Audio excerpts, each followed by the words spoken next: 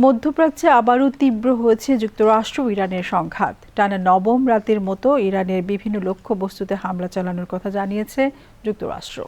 পাল্টা জবাব হিসেবে ইরানও সামরিক স্থাপনায় হামলার দাবি করেছে। একই সঙ্গে কুয়েত ও বাহরাইনে জারি করা হয়েছে সর্বোচ্চ সতর্কতা। বিস্তারিত জানাচ্ছেন মোহাম্মদ গোলাম মুর্তজা।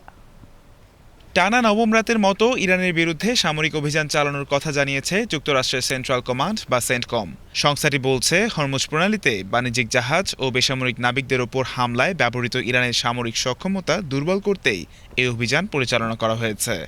অন্যদিকে ইরানের ইসলামী বিপ্লবী গার্ড বাহিনী IRGC দাবি করেছে, সিরিয়ার আল-তানফ এলাকায় শত্রুপক্ষের একটি বিশেষ অভিযান নিয়ন্ত্রণ কেন্দ্রে আকস্মিক হামলা চালানো হয়েছে। তাদের ভাষ্য, এটি নিহত সেনাদের রক্তের প্রতিশোধের অংশ।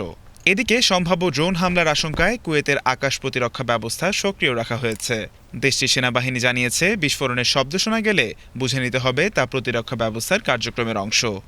একই সময়ে বাহরাইনের স্বরাষ্ট্র মন্ত্রণালয় বিমান হামলার সতর্কতাসূচক সাইরেন বাজানোর কথা নিশ্চিত করেছে। নাগরিক ও বাসিন্দাদের নিকটস্থ নিরাপদ স্থানে আশ্রয় নেওয়ার আহ্বান জানিয়েছে দেশটি। বাহরাইনের রাজধানী মানামায় অবস্থিত যুক্তরাষ্ট্রের দূতাবাসও সতর্কবার্তা দিয়ে জানিয়েছে, ইরান নির্দিষ্ট কিছু স্থাপনায় হামলার চেষ্টা করতে পারে এমন তথ্য তাদের কাছে রয়েছে।